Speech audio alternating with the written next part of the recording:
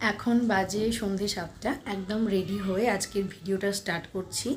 তো এখন আমি মা আর বুনু একটু বেরোবো, বাজারে যাব। ভাবছি দুটো কুর্তি কিনবো, এখন দেখি কি হয়। তো আমরা বেরিয়েও পড়েছি, আর প্রথমে এসেছিলাম এই দোকানটাতে। তো মা আর বুনু এখন কুর্তি দেখছে, বুনুও কিছু একটা নেবে। ও এই নাইট স্যুটগুলো দেখছিল, তো স্কাই কালারের নাইট স্যুটটাও নিয়েছে, আমারও ভীষণই ভালো লাগলো। কাপড়টা পপকর্ন কাপড় বলছিল, তো আমি অনলাইন থেকে কিনেই নাইট স্যুটগুলো পরি। ভাবছিলাম এরপরে একবার এই দোকানটা থেকে নিয়ে দেখবো যে কেমন হয়।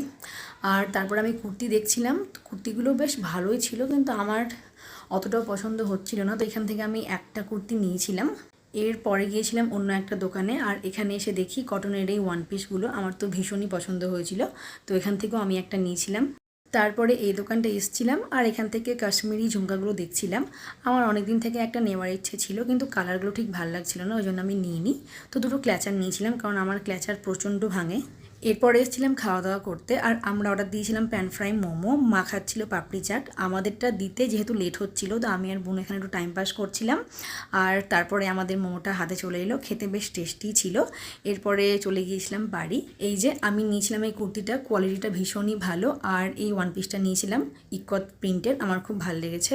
আর তার সাথে এই দুটো ক্ল্যাচার কিনেছিলাম। এরপরে আন্টি ফোন করলো যে নিচে এসো। তো নিচে গিয়ে দেখি আন্টি পিৎজা বানাচ্ছে, আর এটা দেখতে ভীষণই টেস্টি লাগছিল।